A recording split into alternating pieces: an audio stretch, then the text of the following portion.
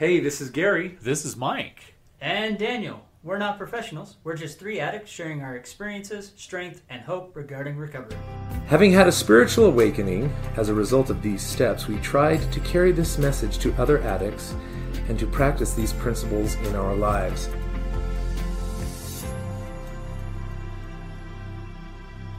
Welcome to another episode of the 12th Step Podcast. This is Daniel. And this is Gary. And this is Mike. All right. And it is so good to be here. Do you know what would be awesome? What's that? If we could enjoy the episode that Daniel teased in the last one. That would be fantastic. That's great, because that's what we're doing. So, last episode we talked about, taking 90 seconds to, kind of break out of your urge cycle. Right. Again, I found another article. This one talks about stop, drop, and breathe. So this would be a tool or a technique. This is a tool or technique that would Okay. help with what we talked about in the last episode.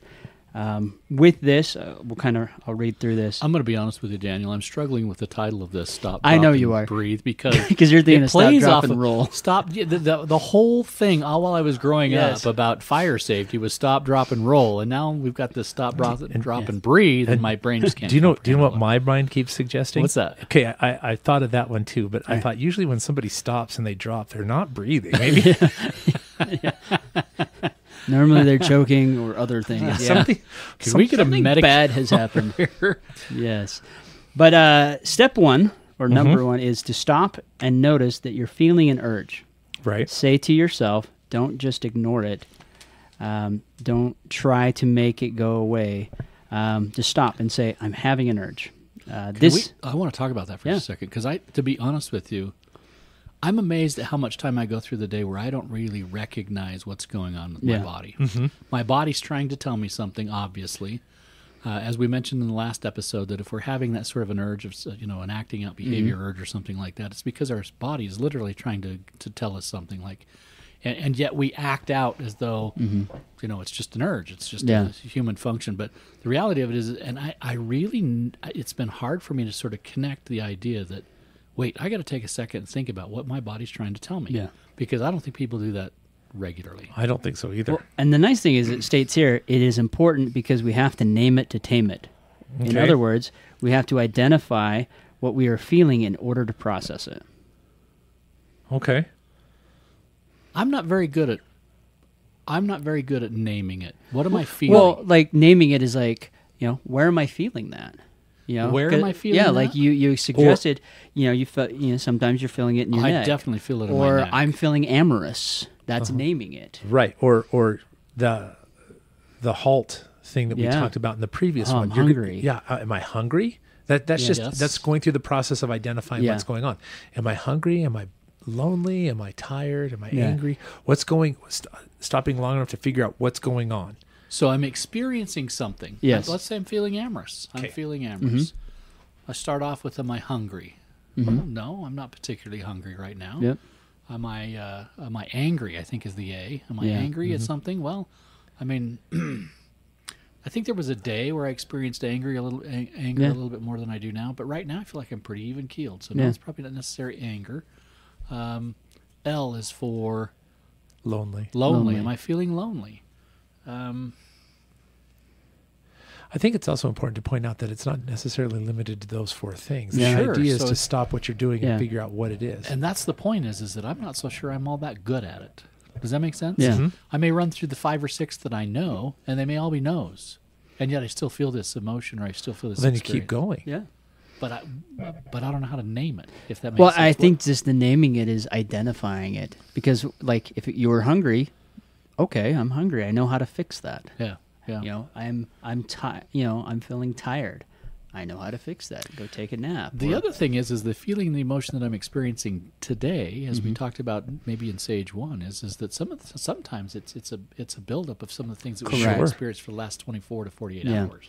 Well, and that's what that's a goes lot. on for this, because number 2 is to drop into your body and notice what your body feels like, which is, again, what we talked on the last episode. I feel tightness. I feel heavy. My chest feels this way. My shoulder feels this way. It's just about noticing the sensations you're feeling in your body.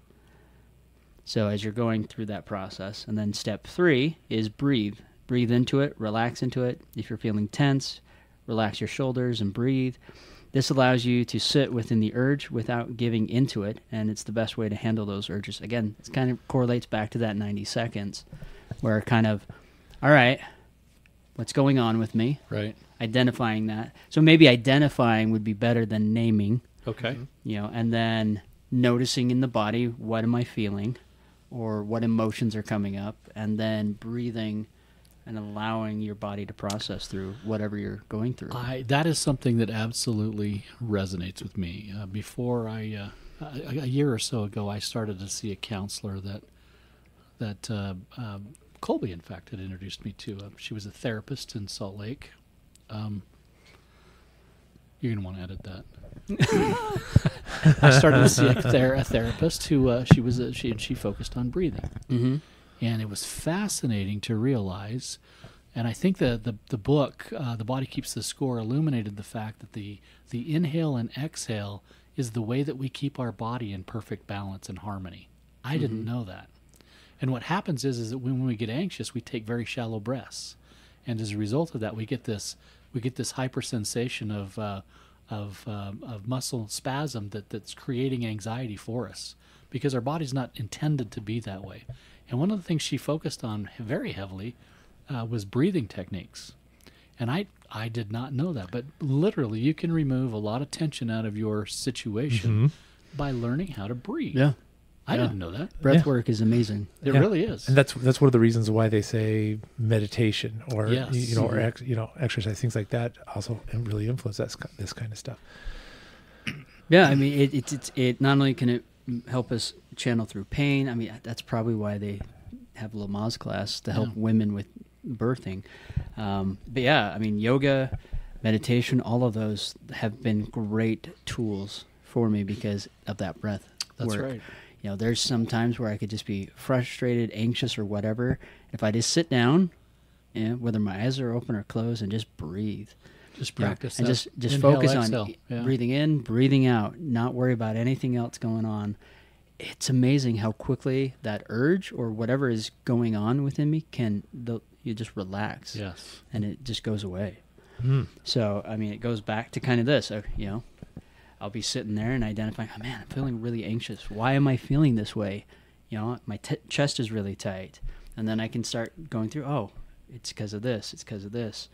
Then I go, I'll go sit down, I'll lay down on my couch and just kind of breathe through it. And then it just goes away. Dissipates. It's still there. My worry's still there. But it's not this overwhelming sense that's going to drive me over the edge. And it seems more manageable too. Yeah. The other thing that is that I really like about, we've mentioned it a couple of times, when you feel this urge, you have to kind of identify it, but then you have to sit with it for a minute. Mm-hmm. Okay, now that's something that I kind of stumbled across, because something that was really, really effective for me is that when I have an urge, I didn't try to deny it or to suppress it or things like that. I would say, okay, I have this urge. Okay, let's entertain the thought for just a minute. Okay, so now I've gone ahead and I've done that. Yeah. Whatever it might be. Then what? Right. Okay. What will come next? And so I'm acknowledging that, this is that, and it might be fun and it might be exciting and it might feel good for a minute, but then what comes next? And I'm playing those scenarios. I'm going to end up at McDonald's again, Right. but you see what I mean? But I do. Yeah. But the idea of acknowledging it, and then identifying that and then dealing with it in a step-by-step or kind of a process has been very, very effective for me. Yeah. Interesting. And this tool comes from Dr. Laura Markham. She's the one that invented kind of this thing. It's been very helpful. I'm sure many of you have been in a car where your kids are in the back seat, you're driving, there's nothing you can do, but they're yelling at each other and smacking each other, and all this chaos is going back there, and there's nothing you can do about it. Gee, Daniel, I'm not sure I understand what you're talking about. I've never had that experience before. But I have found where I just stop and okay, there's nothing I can do about this, and just breathe through it. Identify, yes, that's what they're going through. As soon as I get to a point where I can pull off, the freeway or something, then I can address them, or maybe try, calm myself down before trying to talk to them. Because if I don't, I'm going to react from a negative place. Right. But by identifying, stopping, mentally the emotions coming up and breathing through that, I calm down to a point where now I can have a conversation for them. I'm not going to react negatively, where it's going to cause other problems later. Yeah. And I've even found this at work or other interactions with people where they're reacting negatively. I get amped up like everyone else does, and then it's like, oh, okay, wait a minute. I got to bring myself down so that I can have a normal conversation. Otherwise, this is just going to keep going back and forth. I think the thing that's come out of this conversation, and then just the years of recovery that I've been working myself, is just how physiologically, how much of my addictive behavior is a physiological response. Yeah. Right. Does that make sense? It does. That I never contemplated. And I don't think anybody listening to our podcast really gives that much thought either. I think they're saying to themselves, look, I'm broken. I can't seem to solve whatever it is that I'm dealing with.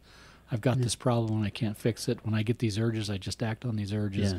The reality of it is those urges are actually trying to tell us something, and that we're not hearing it, or we're not listening to it, and we've attached this negative behavior to those urges that are coming through. Oh yeah. And that's fascinating to me. I don't think I ever contemplated that ever in a million years, because now it helps me understand that.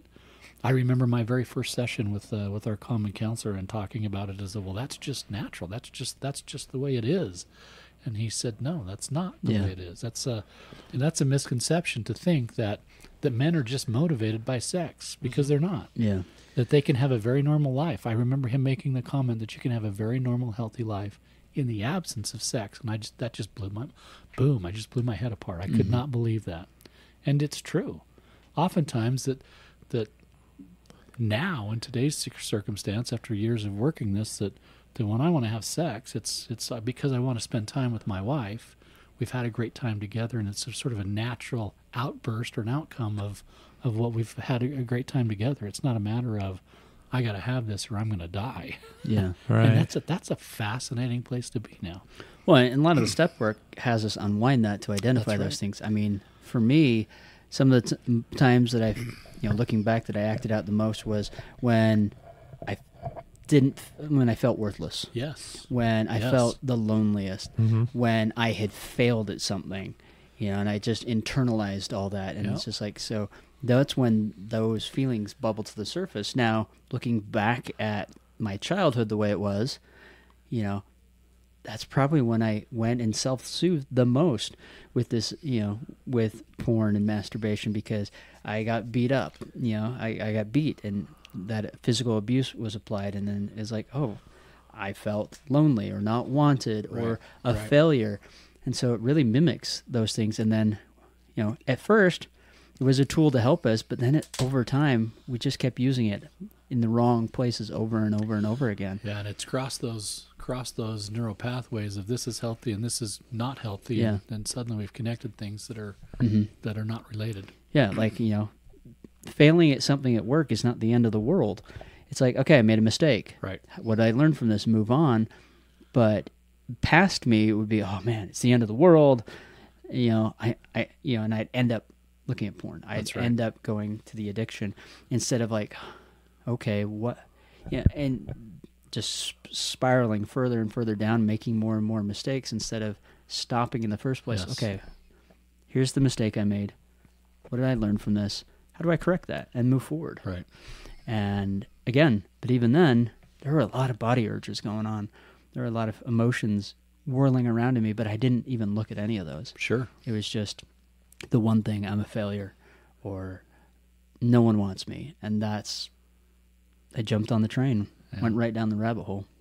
It's a tough place to be. Something that's fascinated me as I've gone through recovery is I become more and more aware of how mentally, emotionally, physically, spiritually, socially, I'm interconnected. Yes. I think there's a lot of overlap or false divisions in that kind of stuff. And I think that part of identifying what it is I'm feeling and where it's located and then identifying the why is I'm trying to take all of those different pieces and figure out how they're relating to each other in that moment. Yeah. and try to figure out what it is my body or myself is trying to tell me. Right. What, I think it's interesting that so much of my life I looked at those very things in silos, as though they operated and isolated, Yeah. and didn't exist or relate to anything else. And the fact of the matter is that's not true. Oftentimes, if I'm feeling some sort of a negative emotion, that manifests itself in a very physical way. Yep. Yeah, and it certainly gives you it certainly creates thoughts. it It becomes a does. mental thing too. So those all become so interrelated that I'd never really contemplated it that way. So it's the same thing, sort of the spiritual aspect of a person's life, right? I mean, we may be acting out in this particular behavior, which really affects one's spiritual life. Right. So all those things are more related than we ever Oh, yeah. had ever given any thought to. I mean, for me, I always thought, no, I got the silo over here. That's right. Everything's combined in there. It's not affecting anything else, but it did. That really nasty feeling you have afterwards, Right. which That's we've right. talked about. I'd be grumpy. I'd be moody.